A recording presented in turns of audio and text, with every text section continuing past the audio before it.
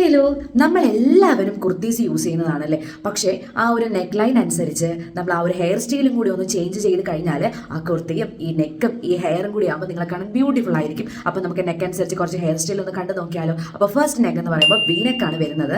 നിങ്ങൾക്ക് law പോണി tail, side ബ്രെയ്ഡ്സ്, പിന്നെ open hair styles ഒക്കെ വി നെക്കിനെ നിങ്ങൾക്ക് യൂസ് ചെയ്യാം. അപ്പോൾ നിങ്ങളുടെ ആ വി നെക്കിനെ കുറച്ച് എടുത്ത് കാണിക്കാൻ വേണ്ടിയിട്ട് ഹെൽപ്പ് ചെയ്യുന്നതാണ്. ഇനി നമുക്ക് നെക്സ്റ്റ് നെക്ക് നോക്കിയാലോ. നെക്സ്റ്റ് എന്ന് പറയുമ്പോൾ റൗണ്ട് നെക്കാണ്. നിങ്ങൾ ലോ മെസ്സി ബൺ യൂസ് ചെയ്യുക. അതേപോലെ സെന്റർ പാർട്ടീഷൻ ചെയ്തിട്ട് ഓപ്പൺ ഹെയർ സ്റ്റൈൽ യൂസ് ചെയ്യുക. അപ്പോൾ നിങ്ങൾ ആ റൗണ്ട് നെക്ക് കുറച്ചും കൂടി കാണിക്കാൻ വേണ്ടിയിട്ട് അത് ഹെൽപ്പ് ചെയ്യുന്നതാണ്. നമുക്കിനി നെക്സ്റ്റ് നെക്ക് നോക്കിയാലോ. കോളർ ഡൗൺ ഹൈ നെക്കാണ് നെക്സ്റ്റ് നെക്ക്. അതിനനുസരിച്ചുള്ള ഹെയർ സ്റ്റൈൽ എന്ന് പറയുമ്പോൾ ഹൈ പോണി ടെയിൽ നിങ്ങൾക്ക് സജസ്റ്റ് ചെയ്യാം.